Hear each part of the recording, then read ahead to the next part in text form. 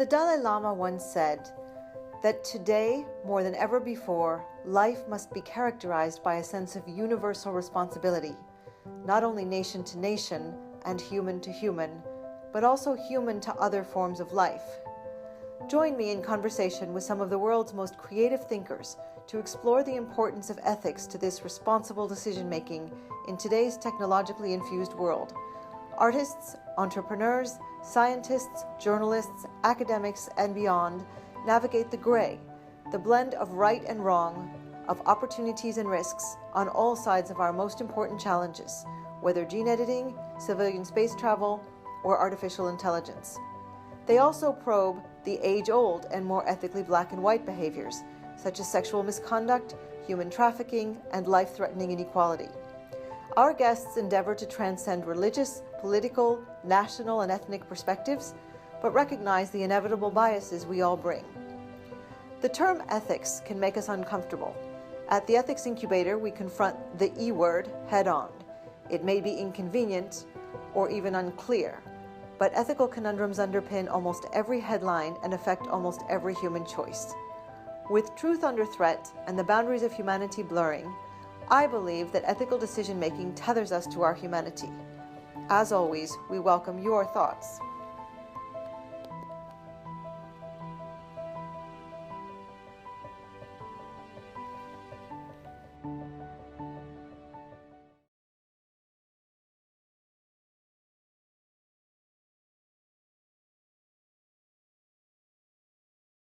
Rob, thank you so much for joining me. We're both still sheltering at home in the San Francisco Bay Area, so we're here thanks to Zoom. I know that we have a lot to talk about your exciting new book, Intentional Integrity, and we have a lot to talk about Airbnb and current events, COVID and the recent tragedy with Mr. Floyd. But let's please ground the conversation in how did you get to where you are? How did you get to writing a book about ethics and being Chief Ethics Officer of Airbnb? And what is a Chief Ethics Officer anyway? I never thought I'd write a book, to be honest. 4 years ago, I was the general counsel at Airbnb.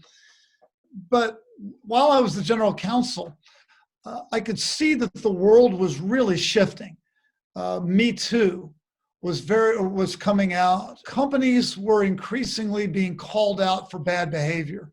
Leaders were being called out. Uber, right down the street, was having a number of difficulties. And it really struck me. I'd rather learn from other people's mistakes. How could I do something at Airbnb that would instill integrity into the culture of the company so that we wouldn't have issues along those lines? And it really got me thinking about what companies have traditionally done and why they weren't working. And I sat down with our CEO, Brian Chesky, and in typical Brian fashion, Brian looked at me and said, go figure it out and go big. So, that got me on a journey to think about integrity, why it's so important to companies, and where they often go wrong. And we ended up having a fantastic experience, really, at Airbnb. The employees really embraced what we were doing around integrity. It hit a bit of a chord with people. And the program was really very successful. And that's when I thought, well, wouldn't it be neat if we could try to scale this and get other companies to focus on the issue? And that's why we ended up doing the book. So what have been some of the biggest ethical challenges that Airbnb has faced? And I should say, when I work with companies myself, or when I'm on ethics advisory boards, one of the first things I always say is, let's look around at what everybody else has done, and let's make the assumption that it can happen in your shop, and not the assumption that isn't that great, somebody else has gotten in trouble. What you said about Uber, et cetera, really resonates with me. But what have been some of the biggest challenges that Airbnb has faced? Airbnb's had a number of them, and Airbnb has been a very successful company. And I think when you achieve success, the world expects more from you. The microscope comes out. People take a good hard look at you. And I think a few things, one, discrimination. Back in 2016, I had been the general counsel of the company for just a few months. And it became apparent that a number of our users were having trouble booking a room because of the color of their skin. They were reporting issues on the internet, and it gathered steam, and several lawsuits got filed, including the California Department of Fair Employment and Housing. So, trying to be a good general counsel, I went off and did my research, right? What is Airbnb's legal responsibility as a platform? Is Airbnb responsible when hosts, contrary to Airbnb's wishes and instructions, commit acts of discrimination? So I go do my work. I go in to meet with Brian. Brian looks at me as I start talking about the law. Brian looks at me and says, "I don't care." I said, "What do you mean you don't care?" He said, "I don't care what the law is. If people are being discriminated against on Airbnb because of the color of their skin, we're failing as a company. Because Airbnb's mission is all about connecting people through immersive travel, so that when you travel, you really get to know someone from a different part of the world, someone who's different than you are." So Brian pointed out, we're failing in our fundamental mission if discrimination is happening on our platform. I don't care what the law is, we're going to fix this. And that was, I think, owning the issue and recognizing why it was so important to the company's mission to fix it was a powerful step. It was powerful for me as the general counsel, and powerful for the employees to see the way that we were going to respond to something like this. Well, anytime you send the message, ethics above and beyond the law, and leadership is committing to ethics above and beyond the law, is fantastic, particularly because the law will never be meeting the highest standards of ethics, and we probably wouldn't want it to. That would be excessive, that would be unenforceable. So Airbnb, as a pioneer in the sharing economy, was learning not only about how to create what almost looks like a social movement in addition to a business, particularly with the mission about belonging, and but also exploring, what are the edges of the law, what are the edges of the ethics, because nobody had been there before. I mean, Uber was kind of there in a different way, but this is very different, having some people come into your home, very, very different. So another example of sort of one of the biggest challenges you've had at Airbnb, this is clearly a big one with the discrimination. Well, yeah, discrimination certainly challenged us as a company. There are other challenges as well. Individuals, when you have 1 million different stays in any given night, you're going to have bad actors. So another challenge that Airbnb faced was, what happens when someone is not a good guest? They are using a listing to throw a wild party and disrupt the neighborhood. Or maybe they'll use the opportunity to break things in the home and steal. How do you handle that? And that was, again, another early ethical challenge that the company faced. And the first high-profile incident involved a host by the name of EJ.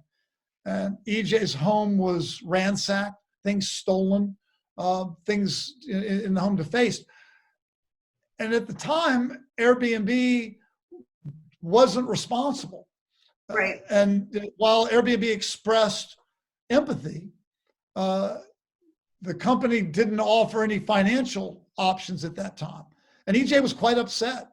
And it really started to generate a lot of criticism online. It actually reminded me of the early days of eBay, when you used to send a check or a money order, and then if you got a counterfeit item or didn't get an item at all, eBay didn't do anything about it. That's not an acceptable reaction. And I think, Brian and Airbnb realized that they needed to step up and do more. So in response to EJ's experience, Brian thought, well, maybe we should be offering insurance of some sort for hosts. And Brian told me a great story. He said that he went to a board member to talk about this. The company was still fairly young. There wasn't a lot of money. And Brian said to the board member, maybe we should offer $5,000 of insurance. And the board member said, great idea, but you need to add at least 1 0. So they went out at 50,000, and now the number's up to $1 million. There's a recognition that if you want to build a great business, you've got multiple stakeholders. And one of those stakeholders for Airbnb were your host. So when something goes wrong, Airbnb needed to demonstrate that it would stand behind the host and be there to help. And that was part of the painful learning curve for the company. But as Brian said, never waste a good crisis. It was a crisis that ultimately, I think, helped the company grow. Right. Well, and certainly Airbnb is infiltrating many, many different communities. So another stakeholder is the community in which you're operating. Let's turn for a minute to your fantastic book. I've read a lot of ethics books in my time, and this is absolutely one of the best I've seen in terms of being thoughtful and enjoyable and also incredibly useful. There were a couple of themes that came through that really struck me. One is kind of what I'll call banishing arbitrariness. And in many different points in the book, you talk about how to get arbitrariness under control because of all the consequences of arbitrariness, whether it's in the rules or in the enforcement of the rules. And I'm wondering if you can speak a little bit to that. But also, perhaps just start by explaining, how do you define integrity at Airbnb? Right. Well, you start with the classic definition of integrity, doing the right thing even when no one's watching. What's happened, though, is that in today's modern world, everybody's always watching. There's not a lot of privacy anymore, right? In the old days, when something was done that wasn't right inside of a company, nobody knew about it, nobody talked about it, it got swept under the rug. Today, something goes wrong, employees are empowered, they have the internet as their forum, and they'll speak up loud and clear if something is happening that's not in accordance with their values. Same thing with customers. The world has evolved so that you are now, as a leader, front and center. And if your company's values are not aligned with the rest of the world, you're really going to hear about it. So I think integrity now has to take on this notion of, as a company, what's your North Star? What do you stand for? What's your purpose? Profit is not purpose. Profit is a byproduct of running a good company, and it's essential in order to finance the company. But a company's got to stand for more than that. So as a company, in understanding integrity, you have to figure out what your purpose is and understand how are you going to act when confronted with something that may be contrary to your purpose. You have to commit to that North Star, even when it's hard, even when it may be something that is contrary to your interest. So let's take an example of arbitration. We looked at Me Too, and I was quite concerned by arbitration clauses. It had become the standard in the world for employees to waive their right to file a lawsuit when they join a company and agree that it would be handled with mandatory arbitration. Now, arbitration is great. Saves everybody money, usually. It's usually faster. But it has another byproduct, and that is it's usually confidential and secret. So claims of sexual harassment were being funneled into this confidential setting. Cases quietly went away and were settled. No one knew about it, and the perpetrator was either free to stay at the company or could move to another company without fear of consequences. So we sat down and took a hard look at how arbitration was actually not doing well, the right thing for the world. And we asked the question, why do we need a mandatory arbitration clause? Our employees are important to us. If they have a dispute, why are we forcing them into a forum that might ultimately not be the right thing for the world? So we changed it. And we said, you know what? If an employee has an issue at Airbnb, all we ask is that you come tell us what the problem is and give us a chance to work it out. If it's not worked out to your satisfaction, then you have the choice of arbitration or filing a lawsuit.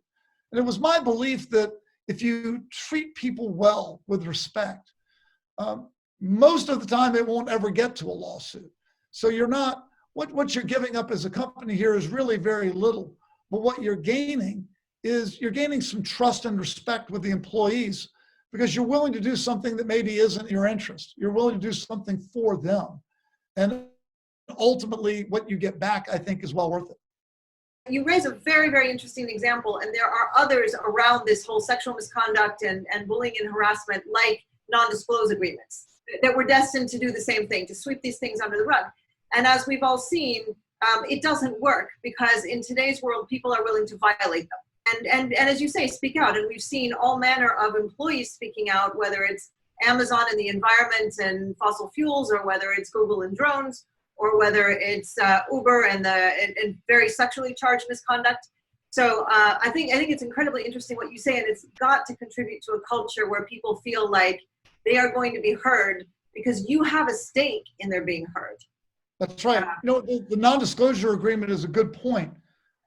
I was really troubled by the idea that we would make a practice of silencing victims. That struck me as a way that doesn't build trust with your employees. And by the way, doesn't build trust even with guests or hosts on your platform if you end up in a legal fight with them.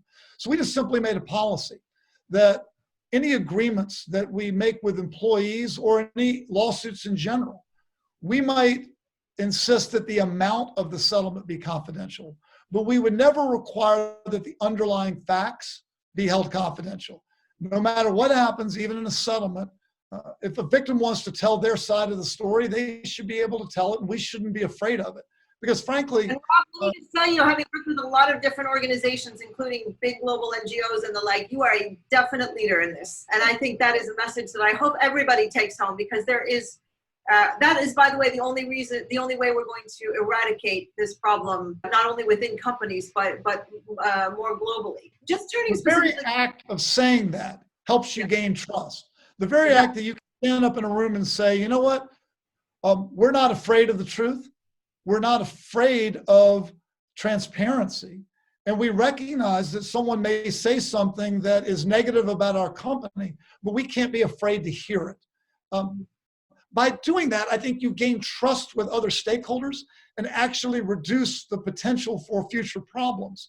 So you're doing the right thing, and I think ultimately, not only are you doing the right thing for the other stakeholders, but you're doing the right thing for yourself. Your book is full of wonderful stories. And as I said, it's not only incredibly educational, it's incredibly enjoyable. But would you pick one that is perhaps sort of the most difficult thing you've ever had to face as Chief Ethics Officer of Airbnb? Can I tell a story about eBay? Because I told a couple of yes, you can tell a story about eBay. And if just in case it wasn't clear, you were General Counsel of eBay. I was the head of North America Legal for eBay. And what made this one particularly challenging was that it was early in my career. I had left the federal government and I went to work for eBay. One of my first jobs at eBay was to set up all the rules around what you could buy and sell on eBay. Could you sell tobacco? Could you sell wine? What about ticket scalping? And the company empowered me to make decisions that, as Meg Whitman told me, Meg said, Rob, you make the decisions, figure out where the law is as best you can in this new internet age. Figure out where the line is, and don't get us too close to the line. We'd rather do the right thing. We want a clean, well-lit marketplace. So my first month, I get an email from a user who said, you all are all going to go to jail because you're selling jarts. So what? That's what I said, jarts. What is a jart? So I go online and look up what a jart is. A jart was a toy that some manufacturer, I believe back in the 60s, put out. It was a dart, lawn dart, long steel tip point, big plastic fins. And the object of the game was to take these big darts and throw them into rings on the lawn. So as you might imagine with kids didn't throw them just into rings on the lawn. They started throwing them everywhere. And kids started ending up in the emergency room with jarts coming out of different parts of their body. They sound like weapons. They don't sound like toys. No, it was a poorly conceived toy. And so the Consumer Product Safety Commission banned the toy. Now, when you ban a product as a recalled product, you actually don't bring all of the products back in and destroy them. You simply make it illegal to sell them anymore. So what happened was a lot of these lawn darts ended up in people's garages and attics. And what happens with eBay is whatever's in your garage and attic and not used anymore ends up for sale on eBay. So I read up on jarts and said, oh my goodness, we've got somebody selling jarts on eBay. We need to get these off. I went onto the site. I didn't find one set of jarts. I found about 20. And that was a moment for me, because in that moment I realized not only do I have a jarts problem, I've got a problem with every item that the Consumer Product Safety Commission or any other government agency has ever recalled as being dangerous. How in the world are we going to keep our customers safe, comply with the law, when you've got decades of unsafe products that could be out on our website? So, just sitting around in people's garages waiting to be sold. That's right, power tools, baby toys. So I did something that was probably a little unusual in hindsight. I picked up the phone and I called the Consumer Product Safety Commission. And I said, hi, I'm with this internet company out on the West Coast. I'd like to fly out and have a visit with you. And they said, why, we've never had anybody from a private company actually want to come talk to us. Sure. I flew out, I sat in the room, and I brought with me a piece of paper that had the JARTS listing on there. And I showed it to their head of compliance. And I said, I am quite worried. Our company is worried. We deeply care about our customers. We don't want our customers to end up buying unsafe products and using them. The internet is a tool where this sort of thing can happen, though. What I'd like to do is propose a partnership with the Consumer Product Safety Commission, where you can work with us to educate people about these recalled items. We can help identify them before they're sold, and we can keep people safe. Well, the Consumer Product Safety Commission loved this idea. A week later, the head of the Consumer Product Safety Commission went out on the TV morning shows to talk about their new partnership with an internet company to help keep consumers safe. We gave them free space on our website. We worked with them to create keywords to identify products. We linked to their database. And it has been almost 20 years since we formed that partnership. eBay has never been in legal trouble with the Consumer Product Safety Commission because the Consumer Product Safety Commission viewed eBay as a partner in trying to do the right thing. So my lesson coming away from that is, if you try to do the right thing as a company, and in fact, affirmatively reach out to government and try to partner because you really care about consumers and you care about your customers, you may be able to solve legal problems that otherwise might seem intractable. Well, and also the regulators right now, with all due respect, are regulating things that they don't understand. So the more the technology companies reach out and partner with them, or at the very least educate them, the more effective when regulation comes down the pipe it will be. So, but that is absolutely a model. And I have to say, I can only imagine the whole concept, again, almost like Airbnb and the sharing economy. Who would have thought that people would be emptying out their garages on eBay? You think about it with hindsight, it's very obvious. It's, you know, it's the baby seat that isn't the upgraded safety version, or you know, some toy that frankly, before reading your book, I had never heard of. Well, and we had a similar experience at Airbnb with discrimination. You know, after reports came out about discrimination on Airbnb and the California Department of Fair Employment and Housing sued us, I picked up the phone again. And I said, I'd like to come down and talk to you. And they said, we don't want to talk to you. And I said, no, come on, talk to me. And I said, I'll tell you what, I'll fly down, and if you'll just listen to me for 15 minutes, you don't have to say a word. So they finally agreed to it. And I went down to them and said, I understand that you're upset about discrimination on Airbnb. The allegations that guests are having trouble getting a room on Airbnb because of the color of their skin. And I want you to know that the two of us could have a big fight about the law, about whether Airbnb is legally responsible. I said, but that doesn't really matter because Airbnb is as appalled about this conduct as you are. And we would much rather be your partner in fixing this, because whatever you try to do with us in a lawsuit, we're going to go even further because this is contrary to our mission. And they were stunned. But they ended up sitting down with us. We went through a whole host of solutions together. We worked out our differences very, very quickly. And we became partners in a very important project to help eliminate discrimination in short-term housing. So there are a lot of companies that could learn from that, Rob. In particular, again, because regulators don't understand the technology. They're learning along with everybody else, except that they have many other things to worry about. So even if it's just a process of educating regulators, already that's going to enhance the quality of the regulation when it comes down the pike, and it's going to enhance the impact for consumers and for society. Let me switch gears a little bit now, though, and talk about a couple of recent events. We started out this conversation acknowledging that we're both sheltering at home. COVID-19 is a very serious, life-threatening crisis. How does a company like Airbnb manage? We've seen headlines about the company, but what are your highest priorities as Chief Ethics Officer with respect to managing COVID-19? And what should employees, if we think about this from an employee standpoint, what should employees of any company be thinking about now when they go back to work, and what is reasonable to ask of their companies? A crisis is a time that reveals the character of a company. It pressure tests your values.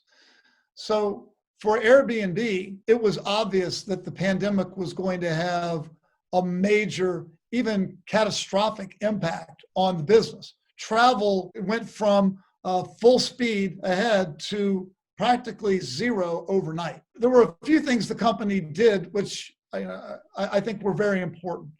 When a crisis hits, you need to think about all of your stakeholders. And as a leader, you have to be willing to sacrifice first. So before Brian took any steps to cut costs, Brian imposed an immediate substantial pay cut on himself and on all the leadership. In a crisis, leaders must sacrifice first. Secondly, he thought about the employees. So employees were sent home to work from home immediately. And the company did the best that it could then to figure out how it could weather the storm. Unfortunately, layoffs were necessary. I mean, the business— As they are pretty much everywhere. They are, and there's nothing unethical about a layoff.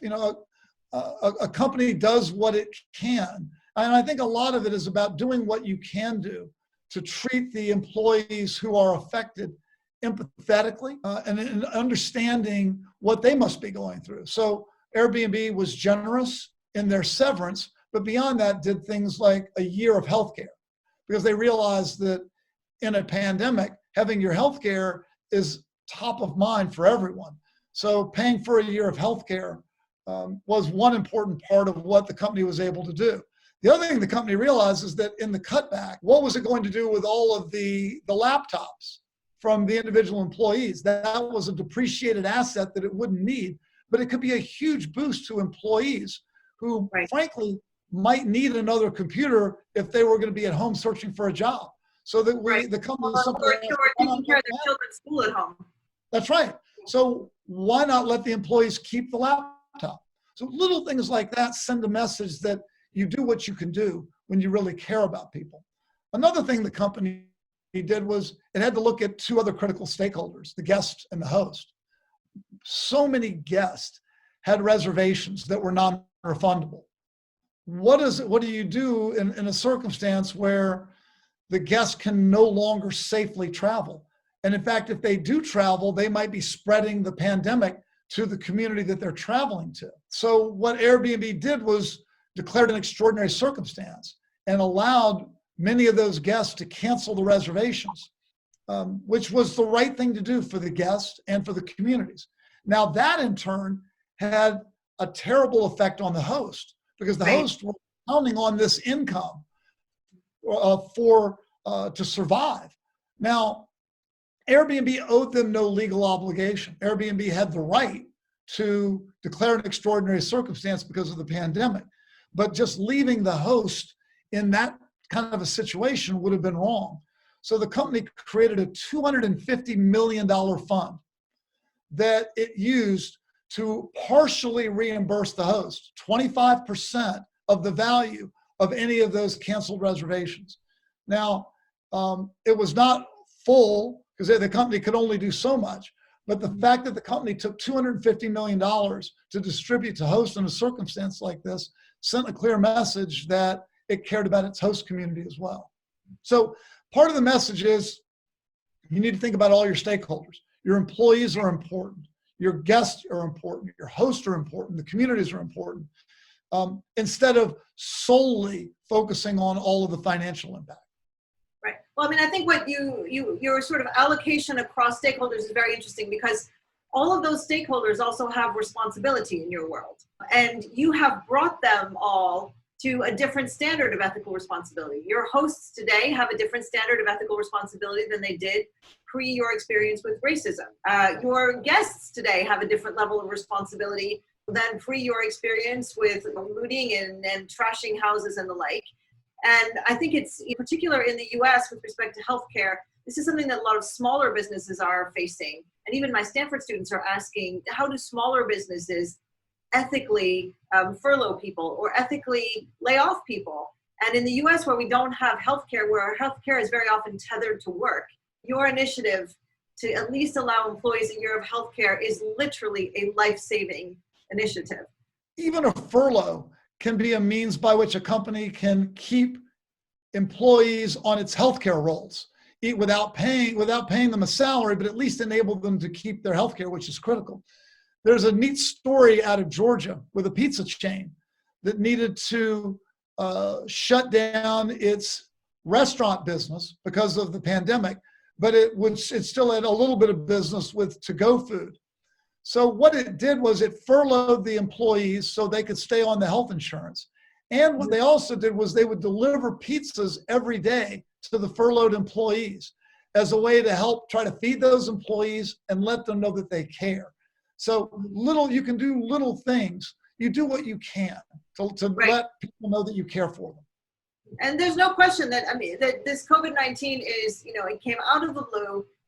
Nobody yet fully understands. And even though we're starting to see people opening up, government leaders opening up, we're seeing it a lot in France, for example, or in Italy, and in different states across the US, we still don't have a vaccine. We still don't have an effective therapeutic, and we still don't have a thorough understanding of who is going to be most adversely affected versus who might likely recover. So we are still in this limbo where there's more and more pressure on companies to get the economy back.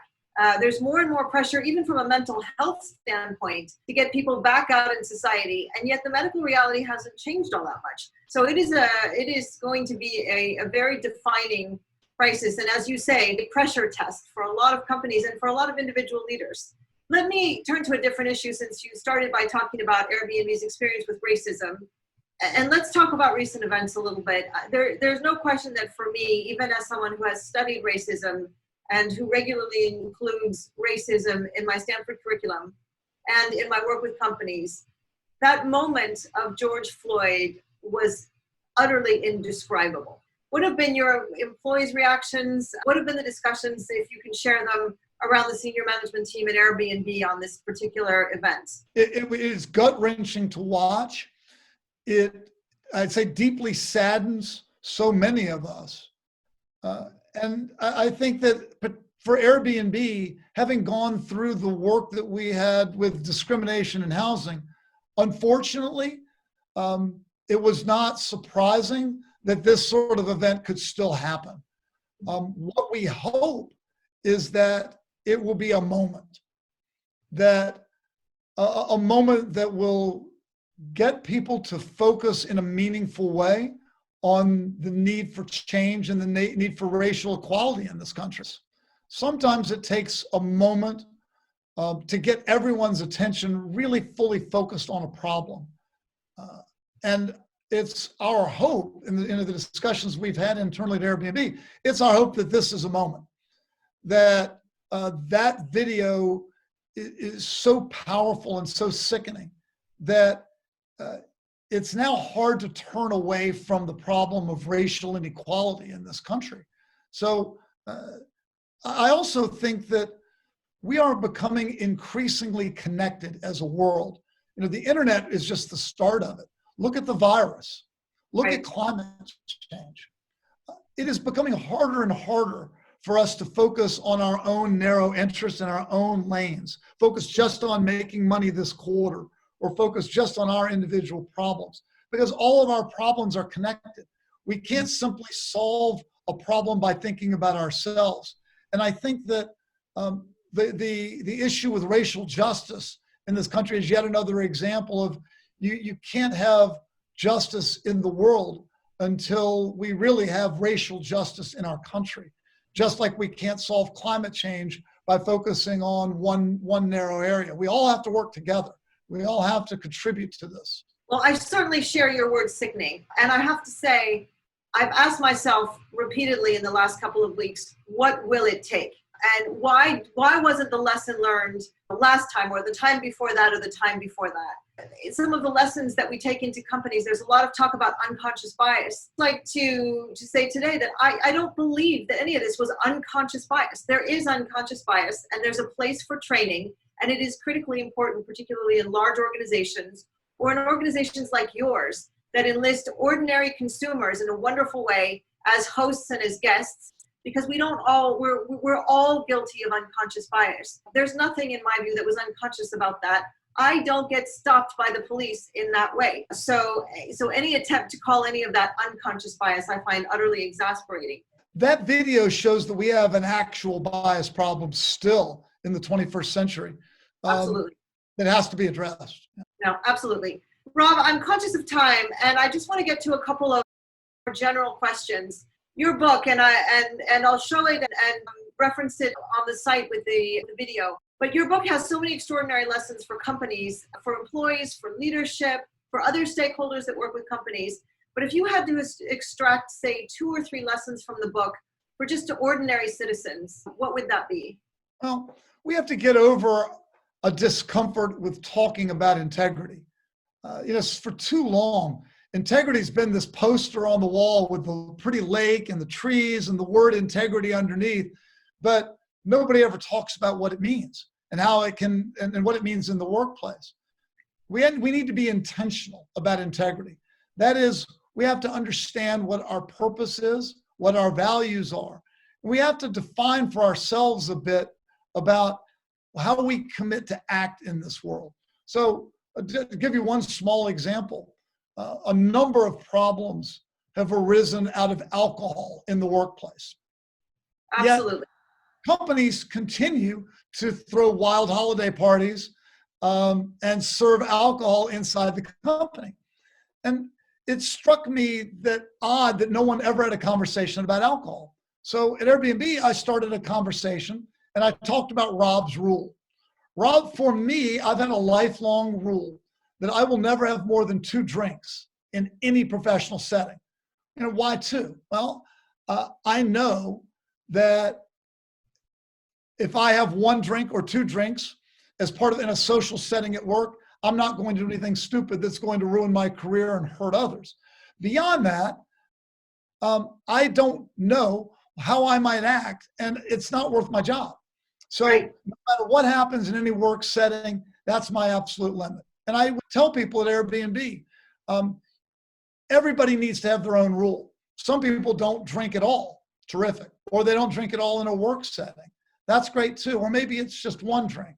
But everybody needs a rule. I absolutely love that, Rob. Have a rule that works for you, because I completely agree with you. I've seen so many tragic situations in the workplace, and in particular, as you said earlier in the interview, because of social media.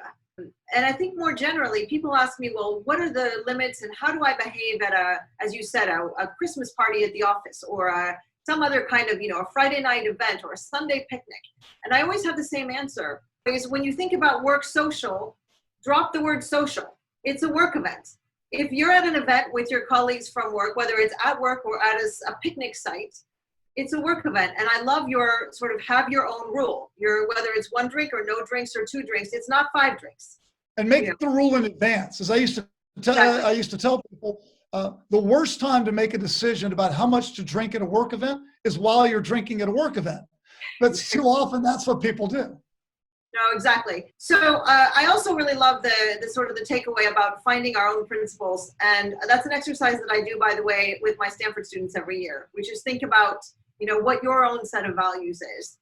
And just kind of in winding up, if we step back a little bit, what would you say, just as Rob, forgetting about your title as Chief Ethics Officer, what would you say are the 1 or 2 things that most trouble you today and that most inspire you today from an ethical standpoint? One thing that troubles me is the fact that so many companies are still focused on profit and profit only. All of the numbers that they talk about, everything that they talk about, you know, they may have some language to the contrary, but then in their all their public statements, they're talking about the financial numbers. It's time for companies to recognize that we need them to step up. We need more from them than just a focus on a quarterly profit number. We need them to understand that we have big problems in the world, and they've got multiple stakeholders. Shareholders are not the only people that matter in the world. They're touching the lives of employees, customers, suppliers, vendors, and communities. And if we're going to solve some of these big problems in the world, we need them to be thinking about these other stakeholders. You know, when it comes to inspiration, I go back to my mom. When I was a young kid, we were at a grocery store, and we walked out of the grocery store, and my mom suddenly stopped and turned around and said, "We got to go back in." And I said, "Why?" We got back in. My mom had gotten the wrong change, but she had not been shortchanged. She had actually been given too much change. And I never forget the shocked look on the face of the person at the cash register and the gratitude for the fact that my mom actually went in to return money. So I made a point at that stage of my life that was the right thing to do, because my mom told me that money didn't belong to us. So I've gone back, I've marched my kids back into a store a couple of times using that same principle, knowing and hearing their complaints that we've got to drag back into the store to do something, but knowing that it sends the right message. And we need to be sending messages like that to people, that it's so easy to come up with an excuse not to go back into that store. It's easy to say, "Oh, they make a lot of money. Oh, we give them a lot of money. They're very profitable anyway. It doesn't matter." But in fact, it does matter. I wrote a blog once called "Sweat the Small Stuff." And I think that what your point is so inspiring, and your story is so inspiring, because very often small things add up and you just don't know what the tipping point is going to be. And I think most importantly, your story leads me to remember how easily small things become habits, particularly when we're dealing with children, but also us as adults. It's very easy just to get in the habit of saying it doesn't matter that much. But in fact, decision by decision, all of this matters. Rob, I want to end by just congratulating you again for the wonderful book. It is truly an accomplishment. I look forward to sharing it widely.